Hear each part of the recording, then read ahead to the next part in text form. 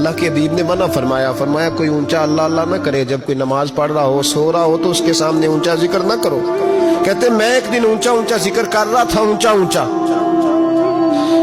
اونچا میں ذکر کر رہا تھا، کیونکہ عشق لگا سی کھیڈاں کھیڈ دی نوں تے مینوں کھیڈاں بھل گئیاں، میں کجل پایا سی یار دے ویکھنے نوں، پھر او دی یاد وچ روندیاں ہی ڈل گئیاں، حیدر شاہ اس گلی کدے نہ رول دی پر ہن تے رول گئیاں۔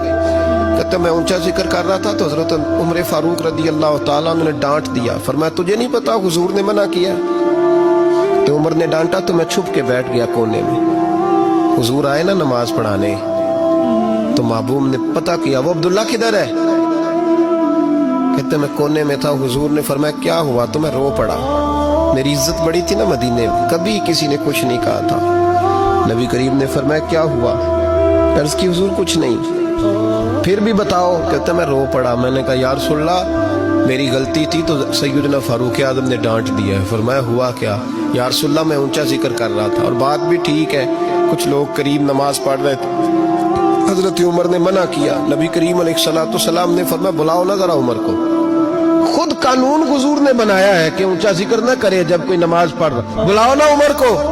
جناب عمر آئے تو حضور نے فرمایا عمر میرے عبداللہ کو کوئی نہ ڈانٹے، کسی ان پڑھ سے، کسی دیہاتی سے، کسی بھولے سے انداز دیکھے حضور کا، اسے کوئی نہ ڈانٹے۔ تو پھر حضور نے فرمایا تمہیں پتہ ہے یہ میرے لیے کتنی تکلیفیں برداشت کر کے آیا؟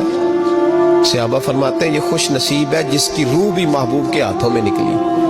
اور جب جنازہ اٹھا تو حضور کی داڑھی سے ہم نے آنسوں کے قطرے ٹپکتے دیکھے۔ مدینے میں رواج تھا کہ قبر میں قریبی عزیز اتارا کرتے تھے، پر ان کا تو مدینے میں رشتہ دار ہی کوئی نہیں تھا۔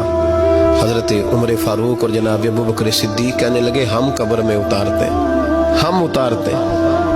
جب ان دونوں نے اٹھایا قبر میں گئے تو کہتے ہیں کمال دیکھو اللہ کے رسول ہم دونوں سے پہلے قبر میں اتر گئے، اور حضور نے یہ البدایہ والنہایہ میں موجود ہے، کب مجھے دو میں قبر میں اتارتا ہوں۔ کہتے ہیں حضور نے تنے تنہا پکڑا، قبر میں اتارا، پسے مردن فرشتوں نے جو تلاشی لی تو کیا نکلا؟ فقط ایک دل کے گوشے سے خیال مصطفیٰ نکلا۔